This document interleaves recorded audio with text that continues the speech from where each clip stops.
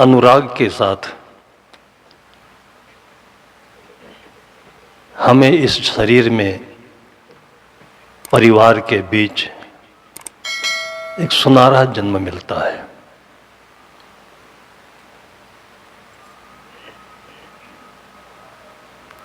इस अनुराग को हम समझ नहीं पाते।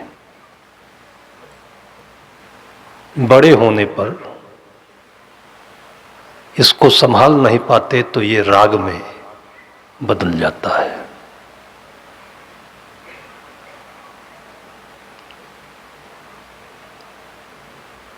फिर राग हमारे जीवन को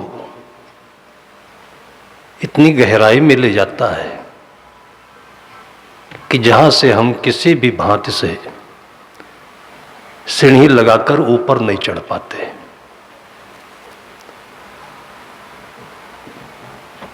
फिर वो राग हमारा उलझता उलझता द्वेष में बदल जाता है। अनुराग को सुरक्षित रहते तो परिपक्व होकर के वो वैराग्य में बदलता। जीवन की ये दो स्थितियां जो सौंदर्य के साथ हमें प्राप्त हुई और उसको हम संभाल नहीं सके, तो हमें जीवन के दो भद्दे पहचान मिलते हैं जिसको राग और द्वेष कहते हैं। इसमें कहीं भी गरीबी और अमीरी की समस्या नहीं है, कहीं भी किसी भी घट की समस्या नहीं है, किसी भी जाति की समस्या नहीं है, किसी राष्ट्र की समस्या नहीं है। ये मनुष्य मात्र की समस्या है, प्राणी मात्र की समस्या है। पशु में जो राग द्वेष हम देखते हैं उसको पहचान नहीं पाते हैं। मनुष्य में उस राग की जगह पर हमें जो सुंदर स्वच्छ पवित्र भावना मिली थी उसको अनुराग कहते हैं। जन्म के साथ यदि मां का स्नेह नहीं मिले तो कोई क्या कर सकता है। आपने कभी टटोला, संभाला, विचार किया, मंथन किया कि जन्म होने के बाद किसी भी लड़की को किसी प्रकार से शिक्षा देकर ट्रेंड करके मां बना सकता है क्या? इसके लिए आज तक कोई भी सिलेबस नहीं है कि कोई लड़की मां बनने को तैयार हो जाए। लेकिन जब बच्चा आता है तो स्वाभाविक उसके अंतस में जो वात्सल्य भावना आती है उसी के साथ बच्चे के भीतर में अनुराग भी आता है और बच्चे मां का एक पवित्र संबंध स्थापित होता है। इसमें कहीं भी कोई आर्टिफिशियल नहीं है, स्वाभाविक है। इस पवित्र संबंध को सदगुरु कबीर साहब ने कहा कि जहिया जन्म मुक्ता था। जब आपका जन्म हुआ था तब मुक्त थे। मां को दूर दूर तक कहीं बच्चे से कोई कामना नहीं, इतने दिन तक पेट में रखी उसका किराया चाहिए।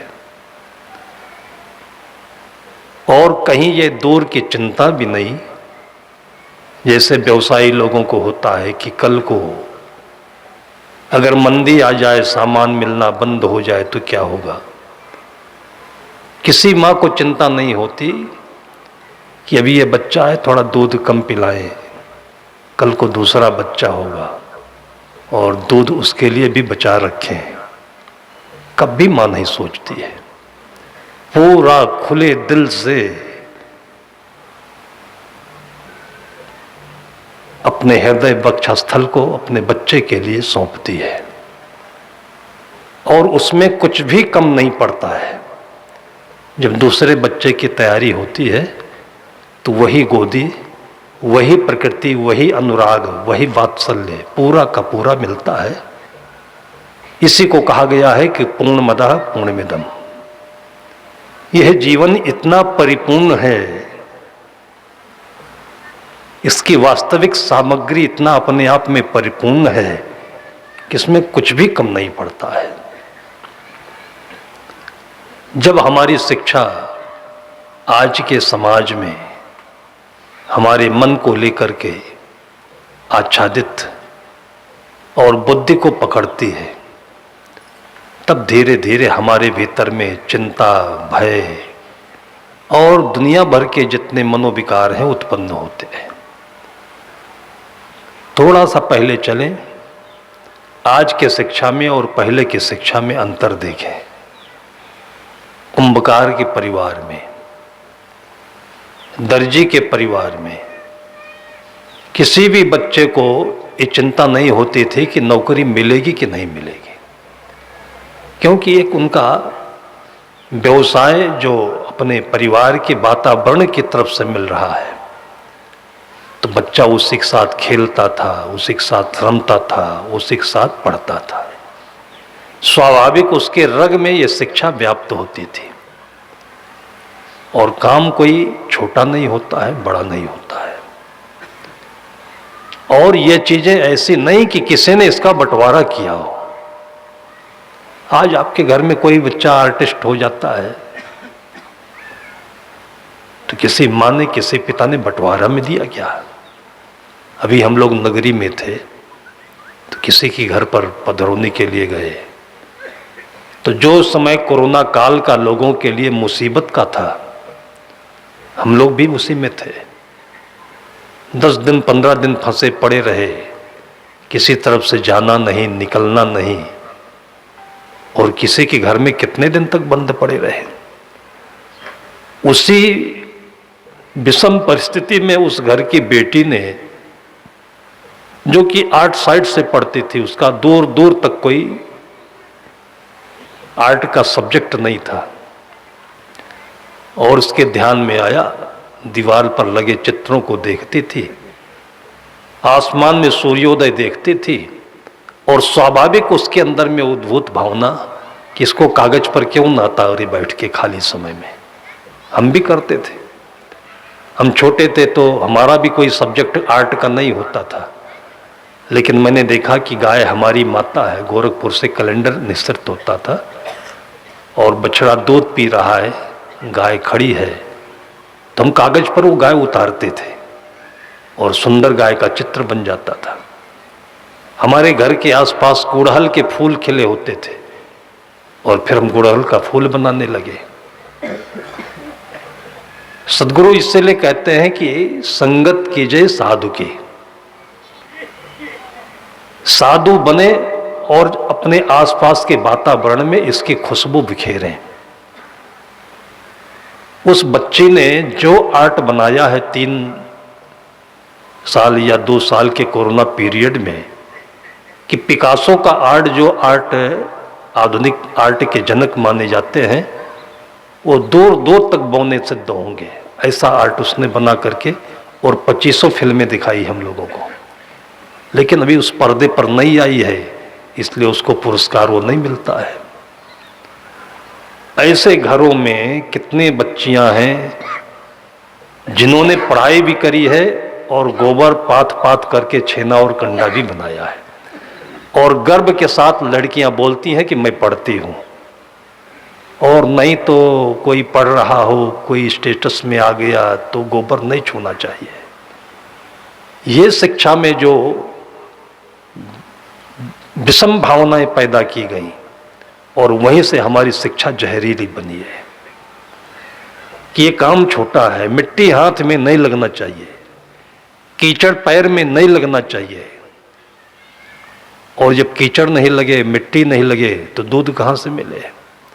सभी लोग निर्भर होने लगे कि दूध खरीद कर पिएंगे। सब लोग सोचने लगे दूध खरीद कर पिएंगे, तो दूध कहाँ से आएगा। उस दूध का दूर दूर तक कोई उपाय नहीं है।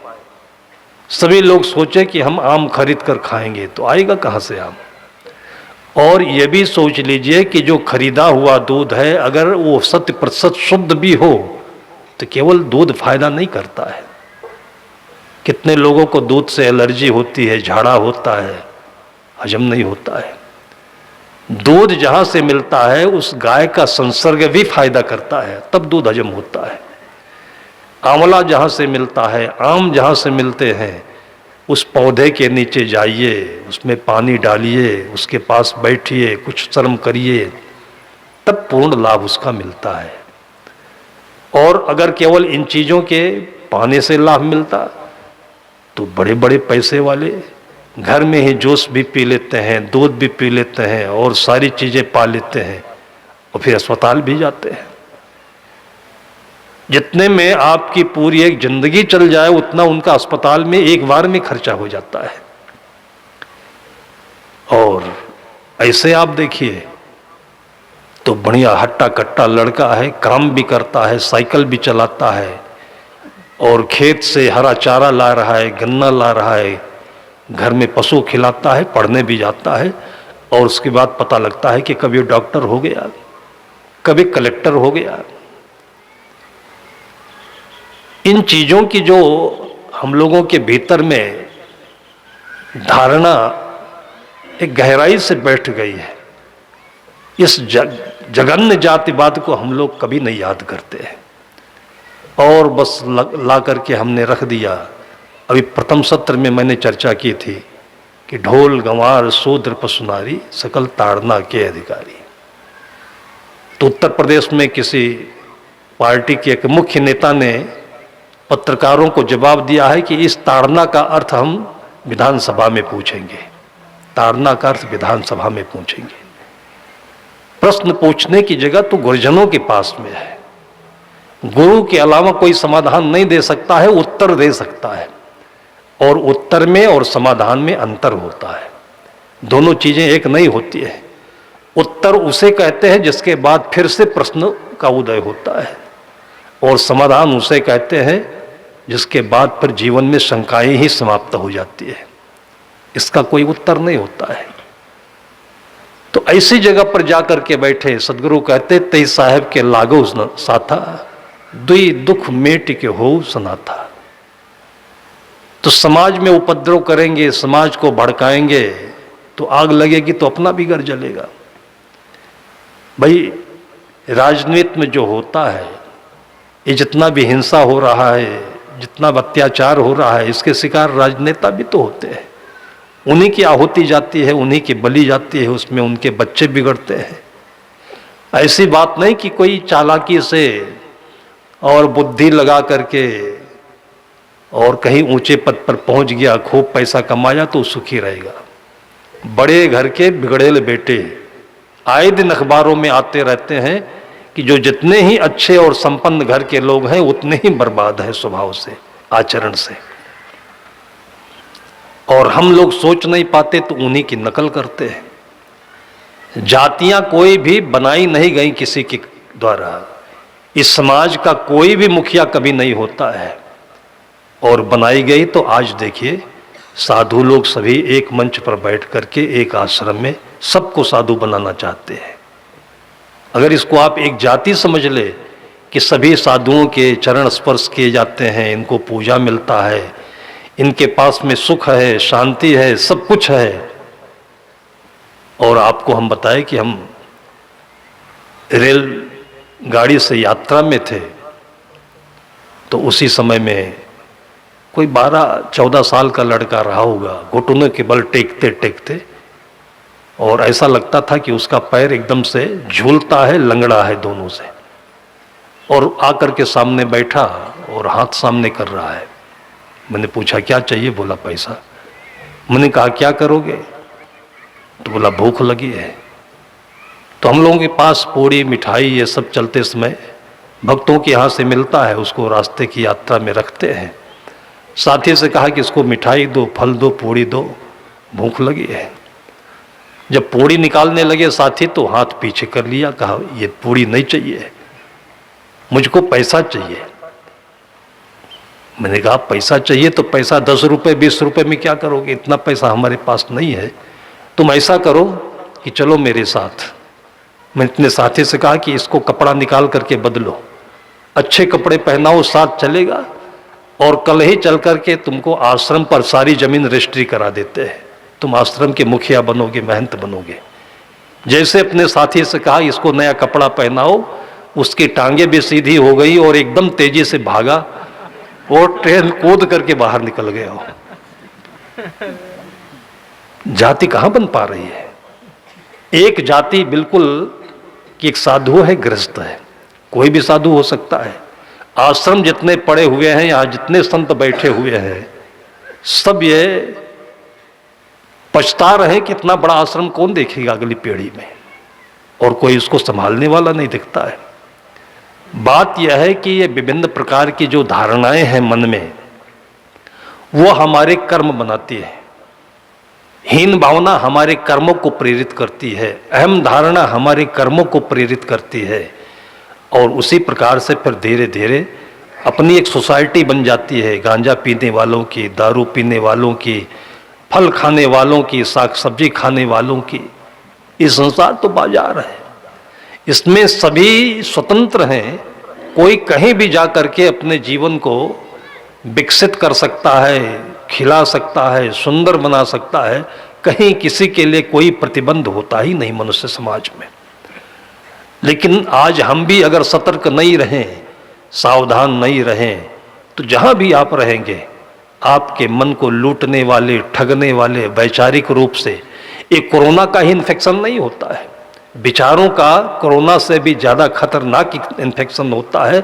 और इसके साहित्य भी बहुत तमाम पड़े हुए हैं, इसके अगवा भी बहुत सारे मिलेंगे, और ज़िंदगी को बर्बाद करके दलदल में छोड़ देंगे। कोई किसी के साथ नहीं होता है।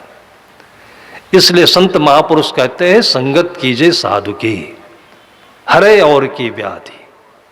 गृहस्थी में रहना हो तो भी साधु संतों की छाया की आवश्यकता है, क्योंकि समाज उसे कहते हैं जिसमें कोई अपना नहीं होता है। चेहरे सबके वैसे हैं कि जो लोग मनुष्य दिखाई पड़ते हैं, प्रेम सब में बराबर दिखता है, आना जाना उन्हीं के बीच में रहता है, तो कैसे जिए इसमें हम? तो ऐसी परिस्थिति में जब हमारे मन को कोई सही दिशा देने वाला नहीं हो, तो फिर अंधेरे के समय में मन द्वंद्व से ग्रस्त हो, किसी प्रकार का निर्णय लेने की क्षमता ना हो अपने पास में, ऐसे समय क्या कर सकते हैं? ऐसी ऐसी परिस्थितियां आती हैं। हम आपको दो उदाहरण देकर बताते हैं। हमारे पास सुबह सुबह मैं लखनऊ जाने के लिए तैयार था आश्रम से, और यही फरवरी मार्च का महीना था। 40 किलोमीटर दूर से कोई भक्त, अयोध्या के पास उसका घर होता है, तो 10 दिन पहले कितनी चतुर माँ थी वो, कि 10 दिन पहले अपने परिवार में एक ही बेटा था, उस बेटे को लेकर आश्रम पर आई।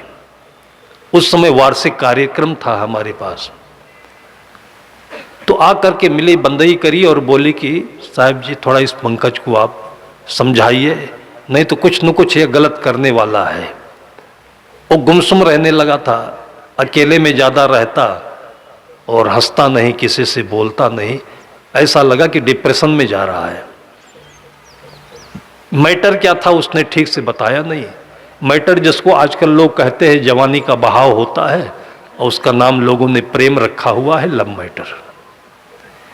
ये मन का बहाव है कि जैसे गुड़ कहीं पर रखते हैं, बाहर की हवा पाकर के पिघलता है और उसके बाद बहने लगता है। तो संतों ने इसलिए पहले से सावधान किया कि ये मन गीला गुड़ के समान होता है, इसको ऐसे खुले में मत रखिए, किसी बर्तन में रखिए कि बाहर की हवा लगे और बहे तो बहने नहीं पाए। ये माता पिता की जिम्मेदारी होती है। लेकिन आज माता पिता भी ऐसे विवश और लाचार परिस्थिति में है कि स्कूलों का वातावरण इतना गंदा है, और सुबह से शाम, शाम से सुबह निगरानी नहीं हो तो बच्चों का भविष्य क्या होगा वो भी नहीं बता सकते। मैं उस समय उस पंकज से बातचीत ज़्यादा नहीं कर पाया। भंडारा समाप्त हो गया, भीड़ भाड़ में खोए रहे वो लोग, चले गए।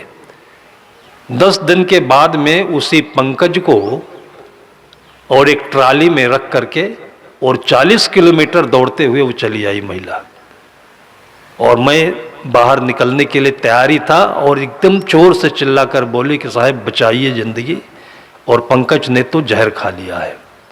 रात्रि में 12 बजे तक साथ साथ लेटती थी, कुछ गलत न कर ले। उसको नींद आ गई और उसी के बीच में कहीं बाहर से ला करके उसने रखी होगी सल्फास की गोली और सिलबट्टे पर थोड़ा तोड़ा उसको और पानी में लेकर के निगल दिया। जब खटपट की आवाज हुई तब वो उठी और पूछती है कि क्या कर दिया ले तुमने, और पानी वानी पी करके सब कुछ अंदर कर दिया था। एकदम से चिल्लाई, लेकर के उसको डॉक्टर के पास गई। डॉक्टर ने कहा कि ये तो बचेगा नहीं, अब तुम लोग अपने को बचाओ पुलिस से। इतनी होशियार महिला कि उसको कुछ भी नहीं दिखाई पड़ा और ट्रैक्टर पर लेकर के 40 किलोमीटर आश्रम पर आ गई। तो हम लोग क्या कर सकते थे। मेरी जिंदगी में पहली बार ये एक्सीडेंट हुआ है। मैंने पूछा उससे कि आप चाहती क्या हो। उसने कहा कि डॉक्टर ने बताया है कि ये तो बचेगा नहीं, तुम लोग अपने को बचाओ। तो हम लोग अपने परिवार को, अब जो गया सो गया, उसके लिए हम क्या कर सकते हैं। अपने को बचाने की खातिर कि आपके यहाँ पुलिस कोई हस्तक्षेप नहीं करेगी, वो आप हम लोगों को बचा लेंगे। मैंने देखा कि वो गले तक जहर भरा हुआ है, तो थोड़ा सा दिमाग में कानून आया, तो उस लड़के के अंगूठे में स्याही छाप लगा करके और मैंने एक सादे कागज पर उसके अंगूठे लगवा दिए कि बाद में कुछ होता है तो उसमें उससे लिखवा देंगे कि मैंने स्वेच्छा से जहर खाया है, किसी को कोई आपत्ति नहीं होनी चाहिए। फिर मैंने उससे कहा कि इसके पिताजी भी होते तो उनसे अनुमति ले ली जाती। तब तक बाइक से वो भी आ गए। उससे भी मैंने पूछा क्या चाहते हो आप। पिता भी यही बोला कि इसको मरना ही था, तो मरने के लिए तैयार हो गया, अब हम क्या कर सकते हैं। डॉक्टर ने बोल दिया कि ये बचेगा नहीं, तो उससे पूछा कि हम क्या कर सकते हैं। तो सब चीज माता पिता ने हमारे ऊपर डाल दिया कि अब जो चाहे वो करे आप, वो हम क्या कर सकते हैं। फिर मन में आया कि अगर इसको गुमराह करके हम चले गए तो हमारी अंतरात्मा की जो कोर्ट है वो क्या बोलेगी कि जब मक्खन मलाई खाने का समय था, भंडारे का में पूजा लेने का समय था, तो डट कर बैठे रहे, और आज जब ये परिस्थिति आ गई तो भाग खड़े हुए। दुनिया क्या कहेगी, आत्मा क्या कहेगी। लेकिन और कुछ दूसरा विकल्प नहीं दिख रहा था। 3 एकड़ का प्रांगण है और सड़क से 3 किलोमीटर की दूरी पर आश्रम है, और आश्रम की प्रतिष्ठा है कि वहाँ पर पुलिस वगैरह शासन प्रशासन इज्जत करता है, हस्तक्षेप नहीं करता है। तो मेरे मन में यही आया कि इस लड़के को आश्रम में इतनी लकड़ी है कि इसी में अभी जला देते हैं। ये आपको बिल्कुल दिल की सच्ची बात हम बता रहे हैं, उपन्यास नहीं है ये। हमारे साथियों को मैंने कहा कि लकड़ी तैयार करो और इसको जला करके यहीं राख बना देते हैं। दोनों ने हाँ भर ली और दोनों दस्तखत करने को तैयार हो गए, उसके माता पिता। फिर मेरे मन में आया कि किसी जिंदा आदमी को जलाना कहाँ तक उचित होगा। फिर मेरे मन में लगा कि कुछ उपाय तो कर लेना चाहिए। जब तक इसकी सांस टूटती नहीं है तब तक तो अपने सारे प्रयास इसके साथ करने चाहिए, देखने चाहिए। तो आश्रम में हम लोग सारे उपाय छोटे मोटे रखते हैं। किसी को कब्जियत हो, कॉन्स्टिपेशन हो, या पेट में कोई प्रकार से दर्द हो, समस्या हो, तो एक एनीमा सिस्टम आता है कि मल द्वार से पानी चढ़ाकर पेट में जो पेट का मल है, गंदगी है, उसको बाहर निकाला जा सकता है, रिलीफ मिल जाता है। तो मैंने अपने साथी से कहा कि धर्मशाला के कमरे में रखकर इसको और एनीमा चढ़ाओ जोर से। वो एनीमा देने के बाद में उसके पेट की जो गंदगी निकली है कि उसकी माँ भी नाक पर धोती रख करके आंचल और वहाँ से भाग गई है। कोई भी नहीं खड़ा हुआ, लेकिन हमारे साथी 3 बार 4 बार पेट में पानी चढ़ा चढ़ा करके फिर थोड़ा सा अंगड़ाई लेना शुरू किया, फिर नींबू पानी, ग्लूकोज पानी ऊपर से डालता रहा और नीचे से निकालता रहा। और जब मैंने देखा कि अब 5% इसको रिलीफ शुरू हो गया है, तो मैं जरूरी काम था, लखनऊ चला गया। उसके बाद जब मैं लौट करके आया हूँ तो 3 दिन के बाद उसी सड़क पर आश्रम के भीतर टहलते हुए मिला हमको पंकज। मुझे देखा तो हंसा और बंदगी किया। मैंने कहा जी तुम बंदगी कर रहे हो कि राइफल चला दिए संतों के ऊपर। जो तुमको ये सब करना ही था तो हमारे पास चले आए होते, पूछ लिए होते हमसे कि करना चाहते हैं। आज भी वो पंकज और जिसके साथ उसका लव मैटर चल रहा है उसके तरफ की बात सुनिए। जैसे ही वो लड़की सुनी कि ये जहर खा लिया है, दूसरे दिन इरादा बदल करके दूसरी शादी कर ली उसने। जब ये जिंदा होकर के तैयार हुआ तब इसको समझ में आया कि हमारा प्रेम कितना सुरक्षित था, कितना विश्वसनीय था। इसलिए संत महापुरुष पहले से आपके दिमाग में एक टैबलेट रख देते हैं जो आपको एंटीवायरस का काम करता है। आपको वो वैक्सीन लगा देते हैं कि कोरोना से भी अगर खतरनाक कोई वायरस आता है तो आपके शरीर में इतनी इम्यूनिटी पैदा करेगा, आपके दिमाग को इतना मजबूत रखेगा कि आपको किसी भी धोखा में चोट नहीं आए, किसी भी धोखा में चोट नहीं आए। और नहीं तो छोटी छोटी बात में लोग पिघल जाते हैं, फंस जाते हैं, उसके बाद उलट जाते हैं, लटक जाते हैं।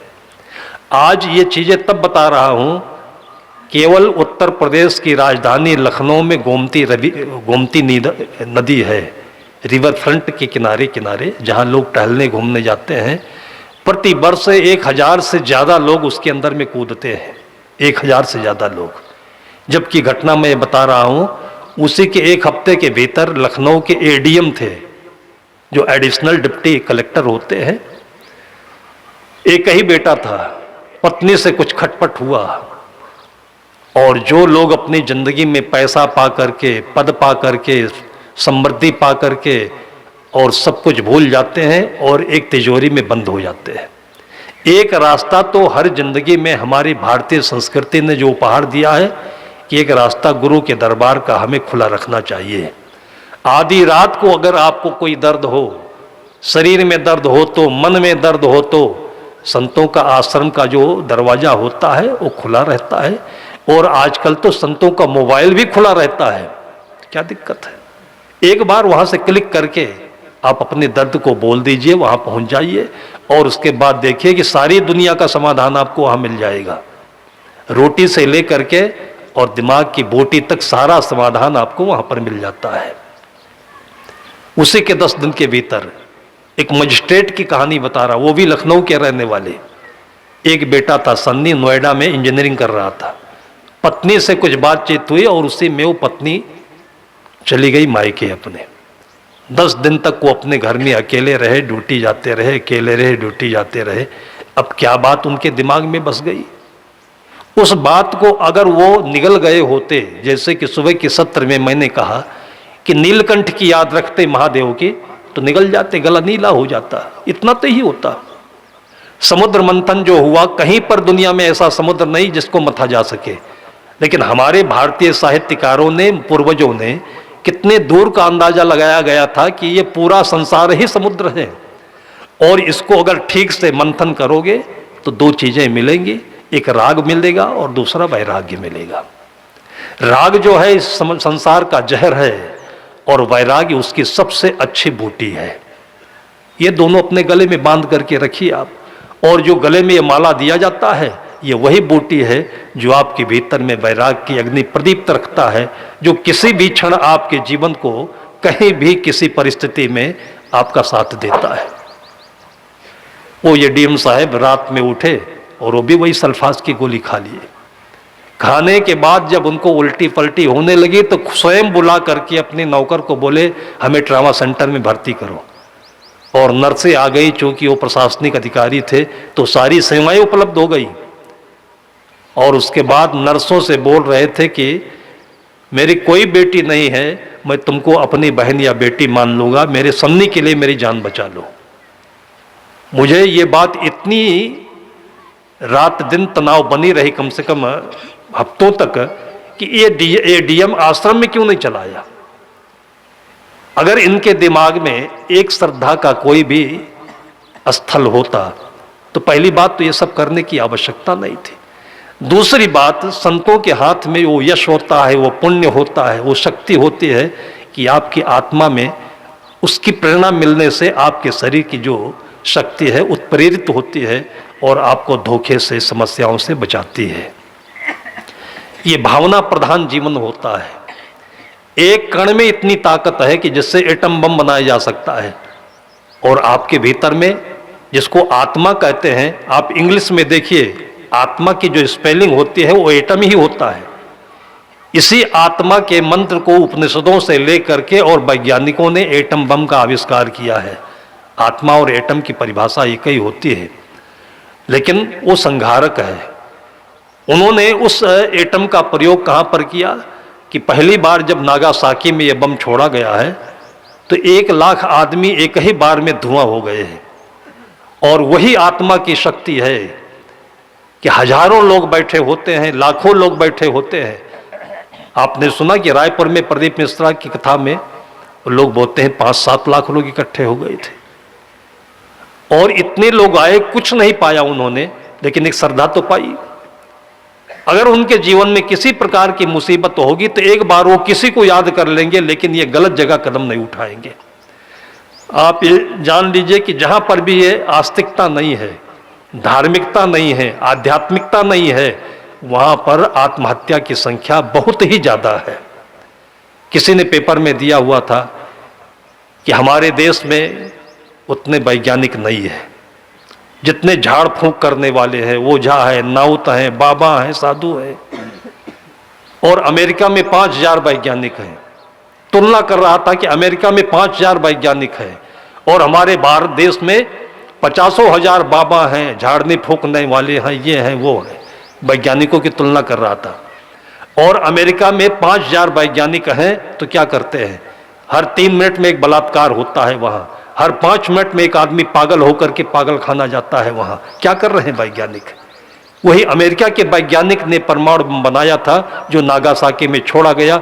और आज भी वहां की जमीन पर घास नहीं उगती है, वहां पर लूले पैदा होते हैं, लंगड़ पैदा होते हैं, अपाहिज खाने पैदा होते हैं।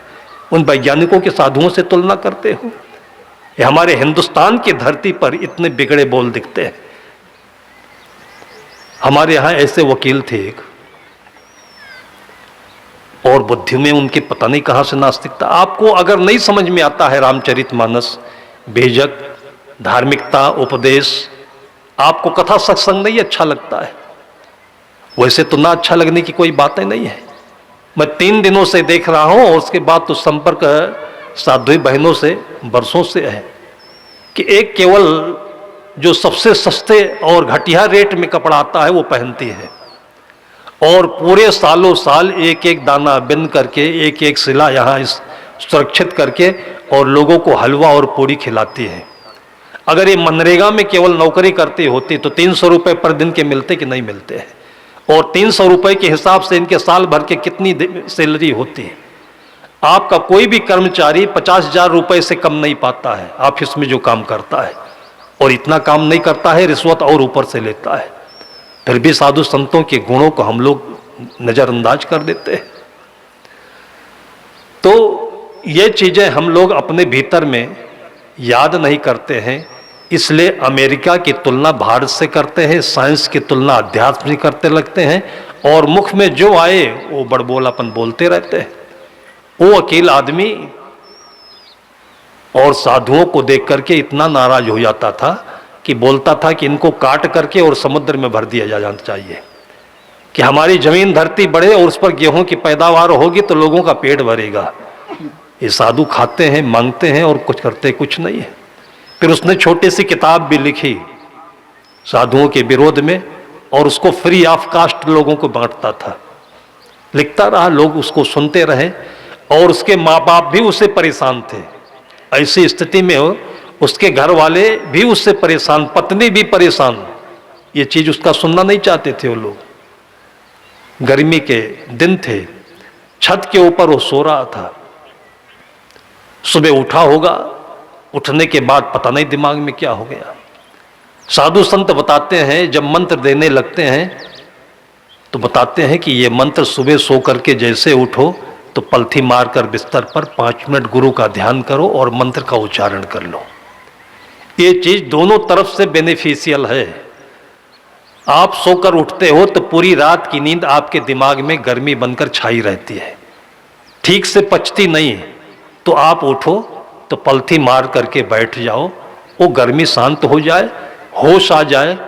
और इसी बीच में ध्यान की वो प्रक्रिया बनती है कि आप रात के सोने में कुछ सपने देख रहे हो, कुछ आपको अंदर से हो रहा है, उन सब चीजों का आपको ध्यान आएगा। ध्यान के 3 क्षण बताए जाते हैं। सुबह सोकर उठने के बाद, स्नान करने के समय। स्नान करने के समय ध्यान क्यों बताया जाता है? कि जब स्नान करता है व्यक्ति तो स्नान करते समय आदमी का शरीर ठंडा हो जाता है, लेकिन सिर गर्म हो जाता है। मैंने कितनों को नहाते देखा है, नहाते रहते हैं वो साले ससुर और बच्चों को उल्टा सीधा बोला करते हैं, तो दिमाग कैसे ठंडा रहेगा। तो शरीर पानी से ठंडा हो जाता है। उस स्नान के समय में आपको जो प्रार्थना याद हो, मंत्र याद हो, गुरु शब्द याद हो, कुछ भी याद हो, उसको आप अगर जपते रहेंगे, मन में यह ख्याल रखेंगे, तो एक ही समय तन और मल दोनों शीतल होता है। और इसके बाद ध्यान की सबसे अच्छी भूमिका मिलती है कि आप थोड़ी देर के लिए अपने घर में खाली जगह पर बैठ करके फूल रख लीजिए, गुलदस्ता रख दीजिए, और अपने माता पिता गुरुजनों का कोई चित्र हो, अगरबत्ती हो, और बैठ करके वहाँ पर ध्यान कर लीजिए। और पूरे दिन भर की सबसे अच्छी तैयारी होती है कि जिससे आपको काम में सफलता मिलेगी। भाई आप गाड़ी पर बैठते हो, कहीं गाड़ी को लंबी यात्रा पर लेकर चलना है, तो सीट पर बैठने से पहले आप देख लीजिए कि गाड़ी में पेट्रोल है कि नहीं है, देख लीजिए कि ब्रेक सही लग रहा है कि नहीं लग रहा है। वहां देखना अच्छा है कि जब जाकर के किसी दीवार में ठुक गए तब देख रहे हो कि इसका तो ब्रेक फेल हो गया है, तब क्या करोगे। तो ध्यान उसी को कहते हैं कि पूरे दिन आप इतने खतरनाक गाड़ी को लेकर चल रहे हो लोगों के बीच में, तब तन मन का समायोजन होना चाहिए, एडजस्टमेंट होना चाहिए। तो इसमें कौन से अंधविश्वास की बात है। तीसरा क्षण होता है ध्यान का सोने से पहले। ये तीसरा क्षण सोने से पहले क्यों? पूरे दिन जो काम काज करते रहते हो वो दिमाग में आपके बारूद बनकर के भरा रहता है। भाई सोना तो रोज है और काम भी रोज करना है। तो आज आप काम किए हैं, रात में ठीक से सोएंगे नहीं तो सवेरे काम कैसे करेंगे। तो सुबह आप ठीक से जगे, इसलिए रात में ठीक से सोना जरूरी है। और ठीक से सोने के लिए सोने से पहले दिमाग को खाली करना भी जरूरी है।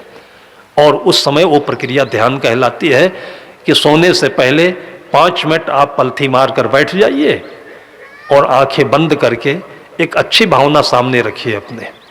और उसके बाद देखिए जो नींद आएगी, कि अगर सही नींद नहीं आए तो फिर आपको साधु संतों का प्रवचन ही सुनाई पड़ेगा, संत दिखाई पड़ेंगे, और वो आपको सपना होगा कि पूरी रात रिलैक्स मिलेगा, वही समाधि भी होगी, और सुबह सुबह तरोताजा अपने आप को पाएंगे। वो वकील को भी करना चाहिए, लेकिन वो तो साधु का दुश्मन ठहरा, साधु उसके दुश्मन ठहरे।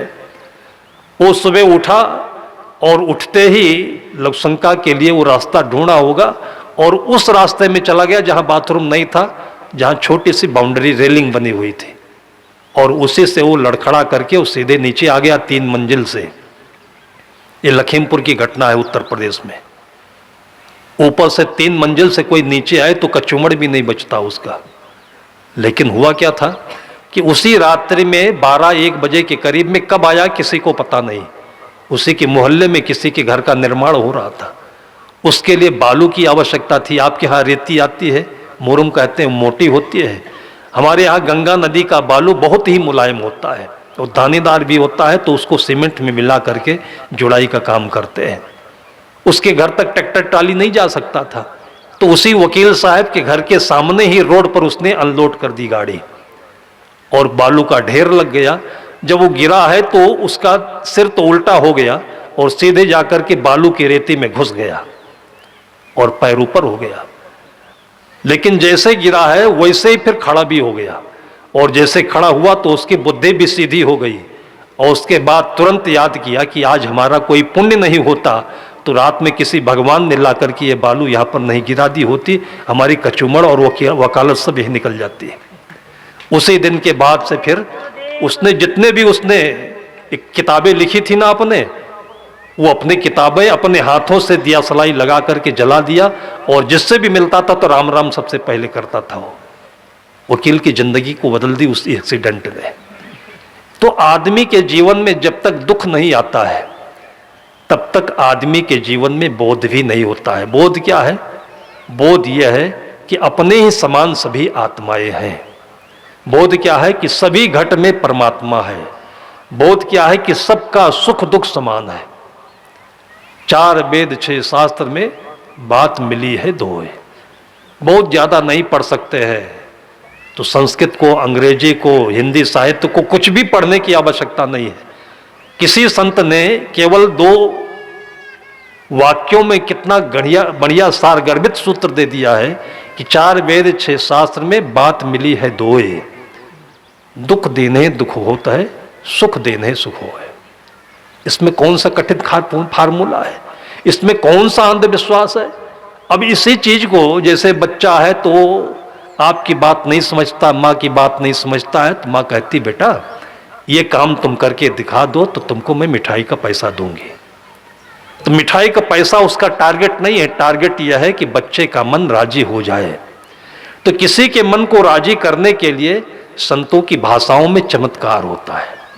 वो सहलाते हैं, फुसलाते हैं, कर्मकांड करा देते हैं और मन को थोड़ी देर के लिए आपके अपने दायरे में ला देते हैं कि आपका मन बार बार उसी मुसीबत की तरफ नहीं जाए। आदमी के मन की आदत क्या है, जैसे 2 लोग लड़ रहे हों और आप उनको समझाने जाइए, अगर कोई समझाने नहीं जाए तो फिर लड़ाई थोड़ी देर में बंद हो जाती है। कोई भी आदमी नहीं हो, केवल 2 हों तो लड़ेंगे नहीं। ये लड़ाई भी लोगों को दिखाने के लिए होती है। कहीं नहीं आप लोगों ने देखा होगा कि 2 अकेले आदमी खड़े होकर के 2-4 घंटा लड़ लिए हों, लेकिन जब लोग समझाने जाते हैं तब उनके अंदर जुनून और बढ़ता जाता है। फिर वो यहां तक बोलते हैं कि आज हमको पकड़ना नहीं, मैं सब कुछ कर डालूंगा। अगर आप बोल दीजिए कि करिए, फिर आपको हम फिर ही छोड़ देते हैं, वो तुरंत ठंडा हो जाएंगे वो। तो आदमी के भीतर में जिस समय मुसीबत की परिस्थिति आती है तो उसी में और घुसता चला जाता है, उन्हीं मुसीबत की बातों को और याद करता है। वहां से मन को हटाने के लिए संत कहते हैं कि तुमको मैं एक ताबीज देता हूं, इसको गले में पहनो और 3 दिन के बाद काम हो जाएगा। और ये चीज हमारे जीवन का प्रैक्टिकल है। आज से लगभग 2005-06 की बात है। उस समय हमारा कार्यक्रम गुजरात की राजधानी अहमदाबाद में गांधीनगर के पास चलता था, तो वहाँ मारवाड़ी लोग इकट्ठे होते थे। तो एक सज्जन, उनके जीवन की अपनी रुचि है, संतों के पास नहीं जाते थे। अच्छा उनका व्यवसाय चलता था, फैक्ट्री बढ़िया चल रही थी। उसी समय मंदी आई और मंदी में एक बार में ही लगभग उनको 10-15 करोड़ का घाटा आ गया। पर धीरे धीरे उनको चारों तरफ से अंधेरा दिखाई पड़ने लगा कि घाटा तो कोई हर्ज नहीं, लेकिन लोगों का जो कर्जा लिया है वो कैसे जाएगा। फिर पत्नी से उल्टी सीधी बातें करने लगे, निराश रहने लगे, गुमसुम रहने लगे। पत्नी उनकी भाग्यशाली थी, नाम भी कितना बढ़िया। वो संतों के पास आया जाया करती थी, तो एक बार टाइम लेकर के हमारे पास मिलने आई और बोली कि ऐसे ऐसे हमारे घर में समस्या है। तो मैंने कहा कि उनको भेजो यहाँ पर। तो बोली कि वो आते नहीं संतों के पास, यही तो और बड़ी समस्या है। मैंने कहा एक बार जाकर के बोल दो, आ जाएंगे हमारे पास। और इतना ही शब्द जाकर के बोला है और दूसरे दिन बहुत खुशी खुशी से हमारे पास वो आए हैं। और मैंने कहा कि आपके पास इतनी समृद्धि है, आपके पिता की इतनी विरासत है, सल्तनत है, वो आप ऐसे चिंता के चक्रव्यूह में क्यों फंसे हो। और कोई उनका पुण्य का दरवाजा खुलना था, उसी समय से उनको वो प्रेम जगा कि धीरे धीरे करते करते सारा उनका कर्जा पूरा हो गया, फैक्ट्री फिर से चालू हो गई। और आज 15 वर्ष हो गए होंगे उनके नियम और साधना की कि आज तक ऐसा कोई भी हमारे पास में मोबाइल फोन नहीं है कि जिनका नियमित रूप से एक दिन फोन आता हो। और उनका हर रविवार को स्नान करने के बाद जलपान करने से पहले 2 मिनट 5 मिनट उनका फोन हमारे पास आता है, बिल्कुल नियमित रूप से। उनकी सारी परिस्थितियां दूर हो गई और इसका माध्यम केवल यही है कि संत महापुरुषों की परंपरा में एक शक्ति होती है। और आदमी गृहस्थ आश्रम में रहता हो, राजनीति में रहता हो, व्यवसाय में रहता हो, तो अनुकूल प्रतिकूल परिस्थितियां आती जाती रहती हैं। तो अनुकूल परिस्थितियां आती है तो आदमी गौरवान्वित होता है। उस परिस्थिति में आपको क्या करना चाहिए कि अपनी आस्था को और मजबूत बनाना चाहिए। इसलिए मारवाड़ियों में आप लोगों ने देखा होगा कि जैसे भी उनको कोई लाभ हुआ तो उस लाभ का अंश लेकर के सबसे पहले वो धर्मशाला में जाते हैं, संतों के पास जाते हैं। आप पूरे देश में देखिए कि बिरला की कितने धर्मशाला मिलेंगे। और ऐसे ही दक्षिण भारत में मैं घूमने फिरने गया हूँ, बांगड़ धर्मशाला वहाँ बहुत मिलता है। वो गरीबी से निकल करके जब अपने व्यवसाय को आगे बढ़ाए हैं तो पहली फैक्ट्री को उन्होंने धर्मशाला के नाम ही रजिस्ट्री कर दी कि पीढ़ी दर पीढ़ी तक इस फैक्ट्री की जो आवक होगी वो केवल हमारे धर्मशाला बनेंगे और उसमें यात्रियों को रहने की सुविधा होगी, खाना पीना मिलता रहेगा। एक बार आपका आया घर में पैसा अच्छे काम में लग जाता है तो दूसरी बार वो पैसा गलत काम में नहीं जाता है। यह हमारी भारतीय मान्यता है। एक बार लोगों को प्रेम हो जाता है, अब जितने लोग मैंने देखा कि 200-200 किलोमीटर से दूर से लोग यहाँ पर आए हुए हैं, 200-200 किलोमीटर दूर से 15-20 किलोमीटर लोगों को नौकरी करने जाना पड़ता है, तो हमसे कहते साहब जी आप बोल दीजिए ट्रांसफर हमारा हो जाए। 20 किलोमीटर वो अपनी नौकरी में नहीं जाता है, लेकिन 200 किलोमीटर यहाँ आ जाता है, कितनी बड़ी ताकत मिलती होगी उसको। इस शक्ति का हमें अनुभव करना चाहिए और इसी को आशीर्वाद के रूप में हमें अपने बच्चों के जहन में, उनके अंतःकरण में देनी चाहिए। ये उनके जीवन की सबसे बड़ी ताकत होगी।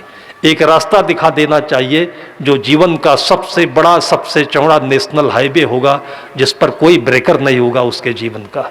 और उसी को कहते हैं कि बिना किसी कठिनाई के, बिना किसी असफलता के वो जीवन में ऑलराउंडर होकर के निकलता है और वही माता पिता के नाम पर 4 चांद लगाता है। सबके घर में इसी प्रकार से होनहार लोगों को देखें और उन्हीं का आशीर्वाद उनके आने वाली पीढ़ी को मिलता रहे। और ऐसे ही भगीरथ की लाई हुई गंगा में, इस सत्संग में, संतों के दरबार में सभी का कल्याण होता रहे। इन्हीं शब्दों के साथ में मैं अभी की चर्चा को यहीं पर विराम देता हूँ।